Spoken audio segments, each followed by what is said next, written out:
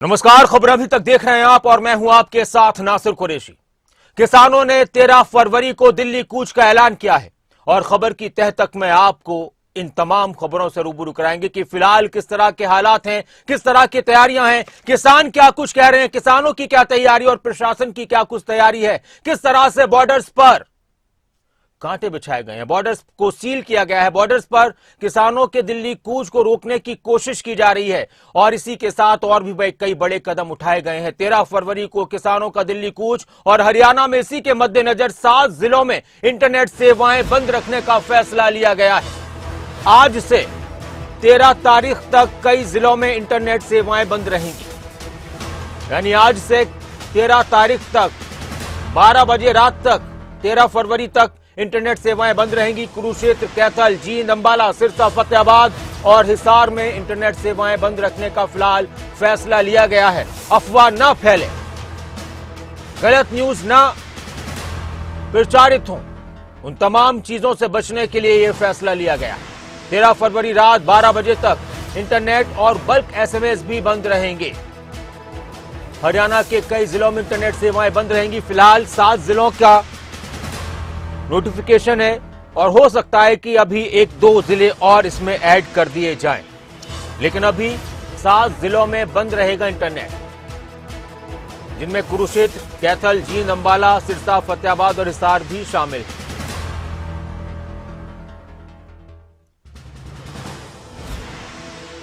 तो 13 फरवरी को किसानों के दिल्ली कूच के ऐलान को लेकर हरियाणा में भी सुरक्षा के पुख्ता इंतजाम किए जा रहे हैं। सुरक्षा बलों की जबरदस्त मोर्चाबंदी है। पंजाब और हरियाणा के बीच सीमाएं पूरी तरह से सील हैं। हरियाणा के कई जिलों में धारा 144 लगाई गई है। कुरुक्षेत्र, रोहतक, पंचकुला, अंबाला और कैथल, फतेहाबाद में धारा 144 लागू की गई है। ट्रैफिक को लेकर हरियाणा में एडवाइजरी जारी की गई है कि कहां से होकर गुजरना है, कहां से होकर नहीं गुजरना है। और यह भी कहा गया है ट्रैफिक एडवाइजरी में कि अगर बहुत जरूरी ना हो तो पंजाब की यात्रा ना करें, पंजाब की यात्रा को टाल दिया जाए। हरियाणा के डीजीपी ने भी अलग अलग जगहों पर जाकर, जो बॉर्डर्स हैं हरियाणा और पंजाब के लगे हुए, वहां पर जाकर इंतजामात का जायजा लिया। हम इस खबर पर और इनसे जुड़ी तमाम खबरों पर गहराई के साथ बात करेंगे और अंदर की खबर और क्या है यह भी जानने की कोशिश करेंगे। इस वक्त मेरे साथ मेरे सहयोगी जितेंद्र चौधरी जुड़ चुके हैं लाइव। जितेंद्र, किस तरह की तैयारियां अब और नजर आ रही हैं 13 तारीख को दिल्ली कूच को लेकर किसानों की तरफ से जो ऐलान किया गया है, तो प्रशासन किस तरह से मुस्तैद है?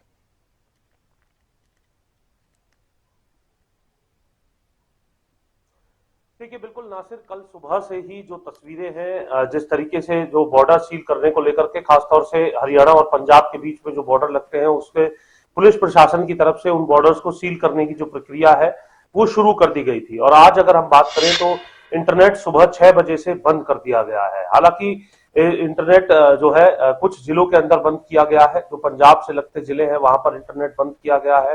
खासतौर से अफवाह ना फैले, इस बात को ध्यान में रखते हुए ये इंटरनेट सेवा जो है वो बंद की गई है। और इसी के साथ साथ अगर हम बात करें, जो चौकसी है वो भी बढ़ा दी गई है। करीब 50 कंपनियां केंद्र से जो है इसको लेकर के बुलाई गई है। इस बार हरियाणा सरकार का ये प्रयास है कि किसी भी सूरत में जो किसान है वो हरियाणा की सीमा के अंदर दाखिल ना हो सके। और जैसा किसान आंदोलन इससे पहले तस्वीर बनी थी, उस वक्त हरियाणा के जो दिल्ली से लगते हुए बॉर्डर्स थे वहां पर किसानों ने अपना डेरा डाल दिया था और लंबे समय तक जो धरना प्रदर्शन है उनका चलता रहा था 3 कृषि कानूनों को लेकर के। लेकिन अभी एमएसपी समेत कई मांगों को लेकर के किसान एक बार दोबारा से लामबंद होते हुए नजर आ रहे हैं। हालांकि इस बार जो किसान संगठन है वो केवल पंजाब के संगठन जो है, कुछ किसान संगठन जो है वही केवल इस कूच के अंदर शामिल नजर आ रहे हैं, क्योंकि उत्तर प्रदेश से ना ही राकेश टिकैत, नरेश टिकैत की कोई प्रतिक्रिया इसे लेकर के खासतौर से सामने आई है। और गुरनाम चढ़ूनी, जो कि हरियाणा के किसान नेता के तौर पर जाने जाते हैं, वो भी इसके अंदर शामिल नहीं हो रहे हैं। तो कितना व्यापक होगा ये तो आने वाला वक्त ही बताएगा। लेकिन ये जरूर कहा जा सकता है कि किसानों की इस कॉल को देखते हुए हरियाणा सरकार, पुलिस प्रशासन पूरे तरीके से गंभीर है। इसीलिए इंटरनेट सेवाएं जो है वो समय से पहले बंद कर दी गई है और साथ ही साथ जो सीमाएं हैं उन्हें सील करने की प्रक्रिया भी शुरू कर दी गई है। जितेंद्र, एक और बात मैं आपसे जानना चाहता हूं, आप शायद इस पर आ भी रहे हो कि ट्रैफिक एडवाइजरी जो जारी की गई है उसमें किन किन बिंदुओं पर खास फोकस किया गया है, कौन कौन सी अहम बातें हैं जो ट्रैफिक एडवाइजरी के अंदर बताई गई हैं?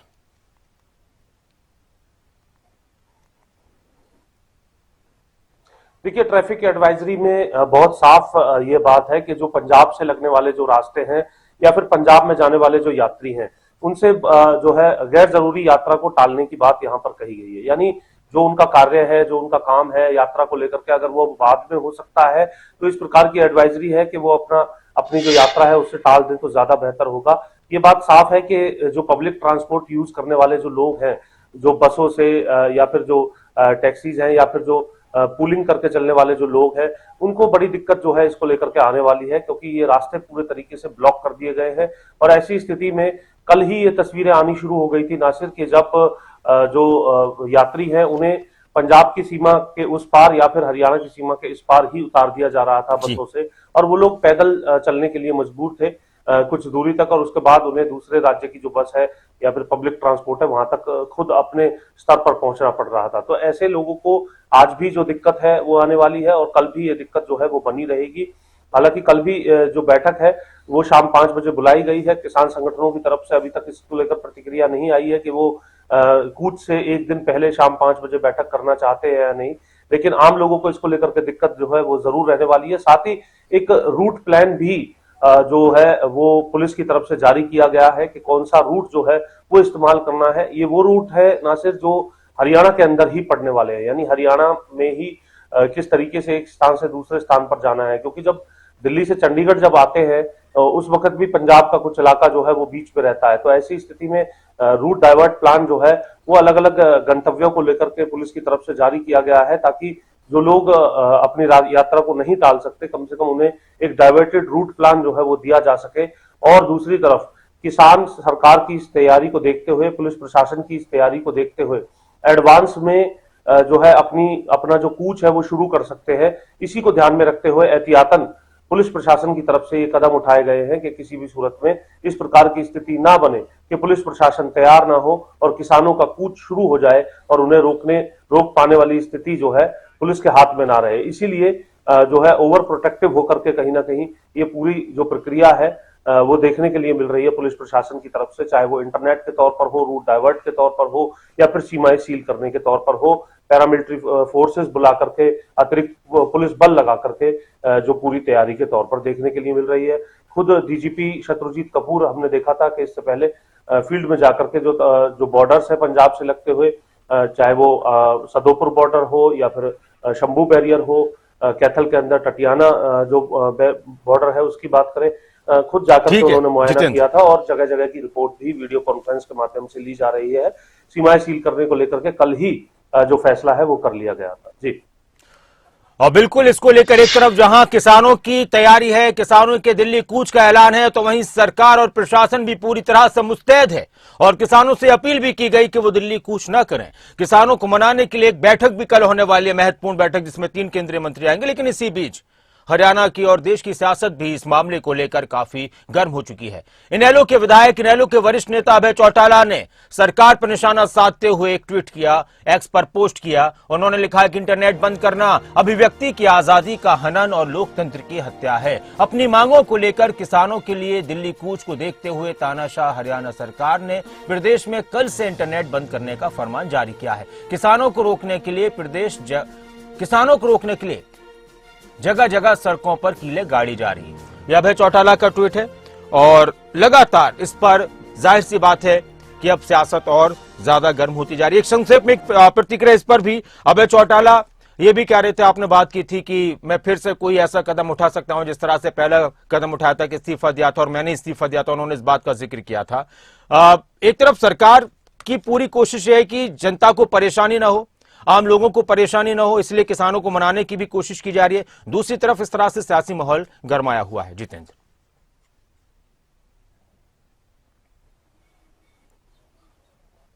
देखिए, बिल्कुल सियासी माहौल इसको लेकर के गरमाया हुआ है, और खासतौर से विपक्षी जो पार्टियां हैं, आपने देखा होगा नासिर के जब ये पहले दौर की बैठक हुई थी उसमें पंजाब के सीएम भगवंत मान भी मौजूद थे, और उनकी तरफ से साफ तौर से कहा गया था कि वो तो ये चाहते हैं कि किसानों के साथ जो कमिटमेंट किया गया है उस कमिटमेंट को सरकार पूरा करे। अभय चौटाला भी इससे पहले किसानों के साथ खड़े होते हुए उनकी तरफ से इस्तीफा दिया गया था, और अब जिस तरीके से कीलें बिछाई गई हैं और इंटरनेट बंद किया गया है, उसे लोकतंत्र की हत्या करार वो देते हुए नजर आ रहे हैं। तो विपक्ष जो है ऐसे चुनावी माहौल के अंदर इस प्रकार के जो मुद्दे हैं उन्हें भुनाने की पूरी कोशिश करते हुए नजर आ रहा है। तो वहीं सरकार का ये एक प्रयास जो है कल एक बार दोबारा देखने के लिए जो मिलने वाला है वो ये है कि इस प्रकार की स्थिति दोबारा से उत्पन्न ना हो, किसान दोबारा से सड़कों पर ना बैठे और वैसा माहौल इस चुनावी माहौल के अंदर कम से कम ना मिले जो इससे पहले किसान आंदोलन के अंदर देखने के लिए मिला था।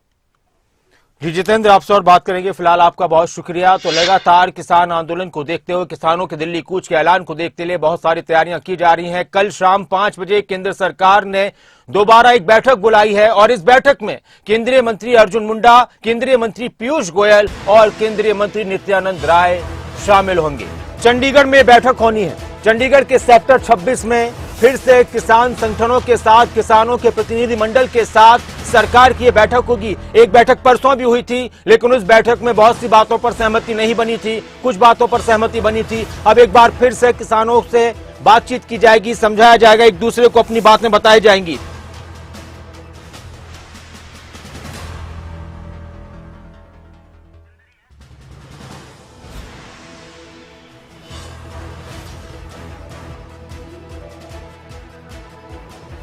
जितन परसों भी एक बैठक हुई थी, तो उस बैठक में बहुत ज्यादा ऐसी बात नहीं बन पाई जिसकी उम्मीद थी।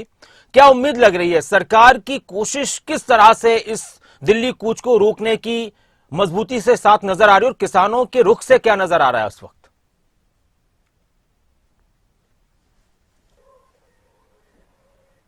देखिए, किसानों का जो रुख है, किसानों की जो जत्थेबंदियां हैं, वो इसको लेकर के अपनी पूरी तैयारी जो है वो कर चुकी है। राशन के साथ जो पूरी तैयारी के साथ पिछली बार कुछ किसान ट्रैक्टर्स पर जिस तरीके से निकलते हुए नजर आए थे, इस बार कुछ इस प्रकार का इनपुट आ रहा है। नासिर के इस बार बड़े जो ट्रॉले हैं, जो ट्रक है, उनके अंदर जो राशन है उसे तैयार करते हुए किसान जो है आगे बढ़ते हुए नजर आ सकते हैं। इस प्रकार की एक व्यापक तैयारी किसानों की है। वहीं सरकार की जहां तक बात करें, सरकार ये चाहती है कि अंतिम स्तर तक जो वार्ता का दौर है वो बना रहे और इस प्रकार की स्थिति को उत्पन्न ना होने दिया जाए। इसीलिए कल देर रात जो है एक पत्र जो है किसानों को भेजा गया है। किसान संगठन की जो अगुवाई करने वाले जो नेता हैं उन्हें भेजा गया है और उनसे कल शाम 5 बजे चंडीगढ़ सेक्टर 26 में एक बैठक करने की बात कही गई है। हालांकि कुछ ही देर बाद किसान संगठनों की इसको लेकर के प्रतिक्रिया आएगी। हमेशा किसान संगठन ये कहते नजर आते हैं कि वो वार्ता से पीछे नहीं हटेंगे, लगातार वार्ता करेंगे। अब कूच से एक दिन पहले शाम 5 बजे वो बैठक करते हैं तो उसमें क्या निष्कर्ष निकलता है, क्योंकि जो मांगे मांगी जा रही हैं किसानों की तरफ से, राजा आ गया क्या? कुछ मांगे, ये बात बिल्कुल ठीक है नासिर के, कुछ मांगे ऐसी हैं जिन्हें लेकर के पहले वायदा किया गया था कि उन पर विचार किया जाएगा और अब ये देखना है कि उन पर किस तरीके से विचार सरकार करते हुए किसानों को आश्वस्त कर पाती है या नहीं। ये कह सकते हैं कि कूच से ठीक एक दिन पहले शाम 5 बजे केंद्र सरकार की ये अंतिम कोशिश होगी इस कूच को टलवाने को लेकर के, किसानों को सेटिस्फाइड करने को लेकर के, आश्वासन देने को लेकर। बातचीत के लिए जितेंद्र, तो किसानों का दिल्ली कूच और इसको लेकर बहुत सारे इंतजाम, और बात इसलिए भी अहम है क्योंकि इससे पहले जो किसानों का आंदोलन पूरे देश ने देखा है वो बहुत बड़े पैमाने पर हुआ था। तो दोबारा से ऐसी स्थिति ना आए, सरकार इसको लेकर बहुत संजीदगी से आगे बढ़ रही है। अब आगे बढ़ते हैं, एक और अहम खबर। हिमाचल विधानसभा का बजट सत्र शुरू होने वाला है। विधानसभा स्पीकर कुलदीप पठानिया ने बैठक बुलाई है, सर्वदलीय बैठक बुलाई है। 13 फरवरी को दोपहर 1 बजे विधानसभा में ये मीटिंग होगी। हिमाचल विधानसभा में बजट सत्र को लेकर सुचारू रूप से चलाने को लेकर सत्ता पक्ष और विपक्ष से सहयोग मांगा जाएगा। कल दोपहर 12:30 बजे प्रेस कॉन्फ्रेंस करेंगे कुलदीप पठानिया। सुरक्षा के लिए 500 से ज्यादा जवान तैनात रहेंगे। 14 फरवरी से 29 फरवरी तक बजट सत्र चलेगा। 14 फरवरी से 29 फरवरी तक हिमाचल का बजट सत्र चलेगा और इसको लेकर एक बैठक बुलाई गई है ताकि सत्र सुचारू रूप से चल सके। सत्र में जनता से जुड़े मुद्दों पर गंभीरता के साथ चर्चा हो सके।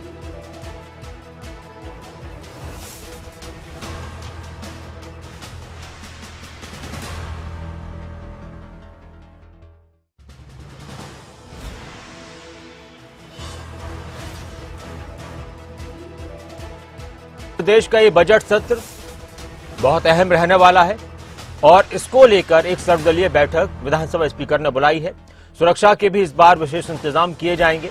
14 फरवरी से 29 फरवरी तक बजट सत्र चलेगा। कौन कौन से मुद्दे बजट सत्र के दौरान गरमाने वाले रहेंगे, उठ सकते हैं विधानसभा में, उस पर हम चर्चा करेंगे। लेकिन उससे पहले एक बैठक, सर्वदलीय बैठक, ताकि सत्र के दौरान बेवजह का हंगामा न हो और ज्यादा से ज्यादा फायदा इस सत्र से लोगों को मिल पाए।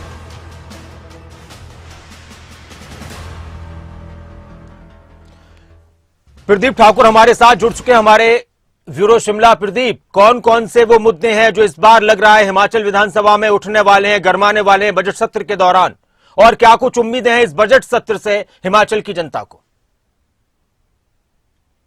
तो देखिए, सुखविंदर सिंह सुक्खू सरकार का ये दूसरा बजट है और ऐसे में बहुत सारी उम्मीदें देश के लोगों को इस बजट से हैं। और खासतौर पर बात करें तो उस मौके पर अब ये बजट सत्र हो रहा है जब आगे लोकसभा के चुनाव आ रहे हैं और किसी भी चुनावों की घोषणा हो सकती है। तो हम कह सकते हैं कि उसको भी ध्यान में वर्तमान सरकार रखेगी कि इस लोकसभा के चुनाव भी हैं तो किस तरह की घोषणाएं करनी है, नीतियों को लेकर कैसे आगे बढ़ना है, जो गारंटियां सरकार कांग्रेस की तरफ से चुनाव के वक्त दी गई थी। वैसे में बहुत सारी उम्मीदें हैं लोगों को। हिमाचल क्योंकि पर्यटन राज्य है, पर्यटन से जुड़े कारोबारियों को भी बहुत ज्यादा उम्मीदें हैं और उसके साथ साथ जो छोटे जो कारोबारी हैं प्रदेश में पर्यटन से जुड़े हुए, उनको बहुत सारी उम्मीदें हैं। कृषि बागवानी से जो सेक्टर है, इंडस्ट्री का जो सेक्टर है, और इसके साथ साथ जो कर्मचारी को अभी एरियर मिलना है छठे वेतनमान का, वो अब तक नहीं मिलता है। तो क्या प्रदेश के पास अभी ऐसे संसाधन हैं कि वो ऐसा जो एरियर है वो दे सकती है?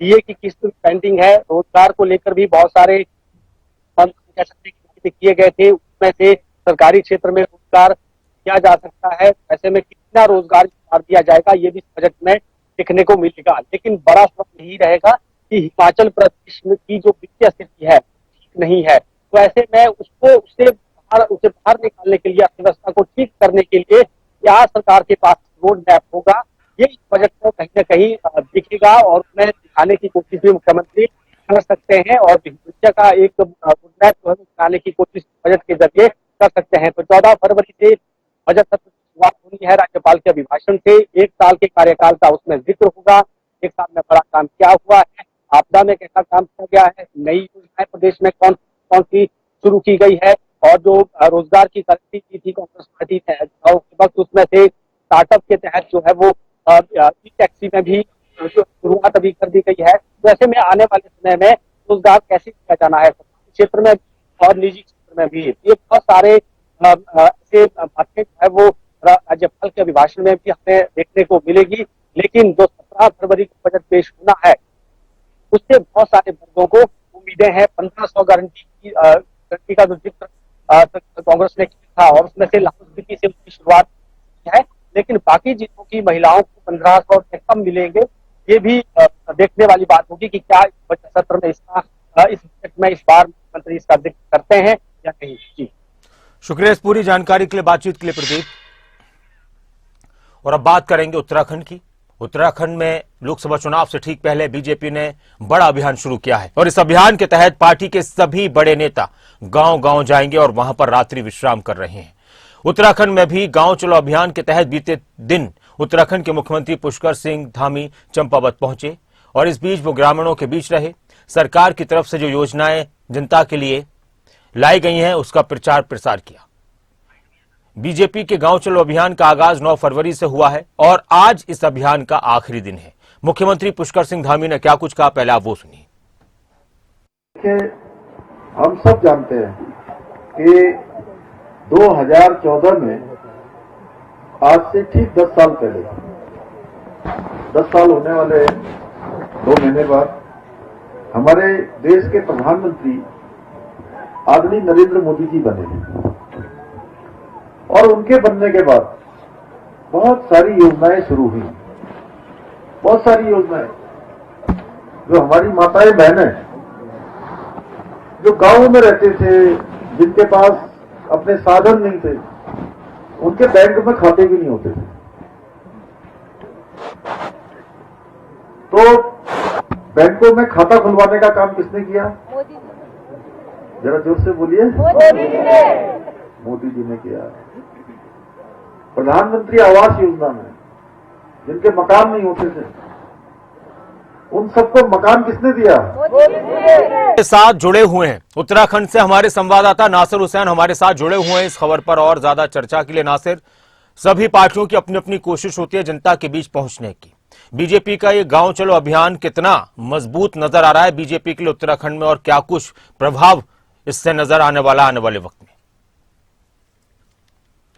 लेकिन आखिर चूंकि लोकसभा चुनाव नजदीक है, ऐसे में भारतीय जनता पार्टी अब कोई कोर कसर नहीं छोड़ना चाहती है। यही वजह है कि पिछले 6 महीने से लगभग उन्होंने कार्यक्रम का आयोजन कर दिया था। बहुत सारे कार्यक्रम लगातार लगाए गए हैं, पूरी एक तारीख तैयार की गई है जिसमें रैली से लेकर तमाम जो रोड शो आयोजित किए जा रहे हैं, और साथ ही साथ ये जो अभियान है 9 तारीख को जो शुरू किया गया था गांव चलो अभियान, इसका मकसद यही था गांव गांव तक भारतीय जनता पार्टी से तमाम लोगों को जोड़ना, और साथ साथ जो सरकार की नीतियां रीतियां है उनको जनता को बताना, और उनका लाभ जनता को मिल रहा है या नहीं मिल रहा है इस पर बातचीत करने के लिए तमाम जो बीजेपी के बड़े पदाधिकारी थे, बीजेपी के बड़े नेता थे, वो गांव गांव पहुंचे थे। 9 तारीख से ये अभियान शुरू हुआ था और आज 11 तारीख तक ये अभियान, आज आखिरी दिन इस अभियान का है।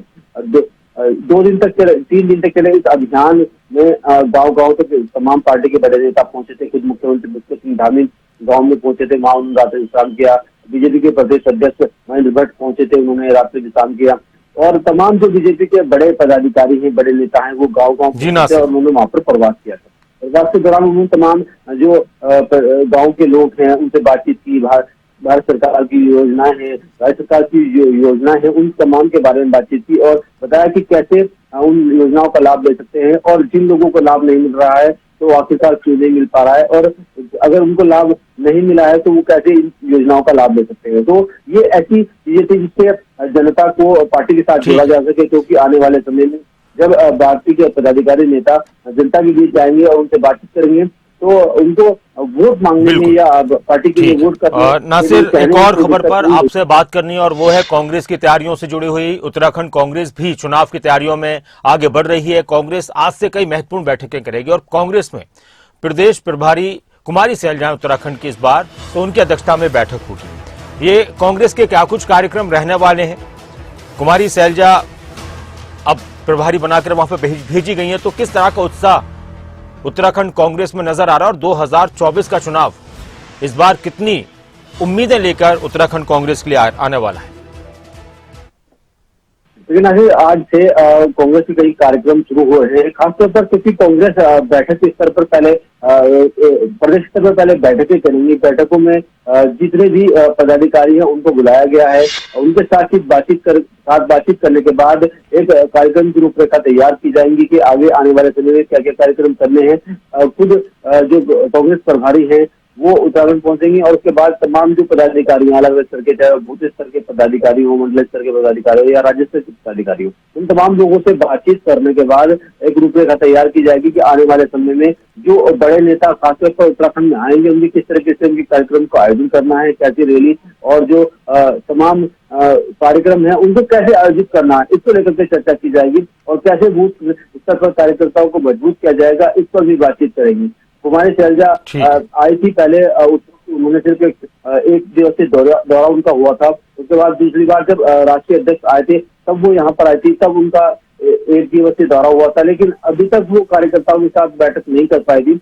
अब वो कार्यकर्ताओं के साथ बैठक करेंगी, पदाधिकारियों के साथ बैठक करेंगी, और लोकसभा चुनाव को लेकर के जो आने वाला लोकसभा चुनाव है उसको लेकर रणनीति तैयार करेंगी। शुक्रिया इस पूरी जानकारी के लिए और बातचीत के लिए नासिर हुसैन आपका। और खबर की तह तक में आपको हर खबर से हमने रूबरू कराया जो आज चर्चाओं में रहने वाली, और सबसे बड़ी बात किसान दिल्ली कूच को लेकर भी लगातार हमारी नजर बनी रहेगी।